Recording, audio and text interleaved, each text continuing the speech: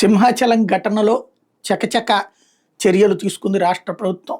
పొద్దున్నే హోంమంత్రి అక్కడ పరామర్శించడం, ఇంకో పక్కన చంద్రబాబు, పవన్ కళ్యాణ్ సానుభూతి సంతాప ప్రకటనలు చేయడంతో పాటుగా కీలకమైనటువంటి ప్రకటన చేశారు. 25 లక్షల రూపాయలు ఒక్కొక్క మృతుల కుటుంబాలకి పరిహారంతో పాటుగా క్షతగాత్రులు గాయపడ్డటువంటి వాళ్ళకి 3 లక్షల రూపాయల పరిహారం, వైద్య ఖర్చులను భరిస్తామని ప్రకటించారు. అదే సందర్భంలో ఏదైతే అక్కడ ఘటన జరిగినటువంటి సందర్భంలో మరణించినటువంటి కుటుంబాలలోని ఎవరో ఒకరికి అవుట్సోర్సింగ్ దేవాదాయ శాఖలో ఉద్యోగం ఇస్తామన్నటువంటి విషయాన్ని ప్రకటించింది బాబు సర్కారు. అట్ ద సేమ్ టైం మరొక అడుగు వచ్చేటప్పటికి 3గురుతో కూడినటువంటి త్రిసభ్య కమిటీ, విచారణ కమిటీని దీని మీద నియమిస్తున్నట్టు ప్రకటించారు.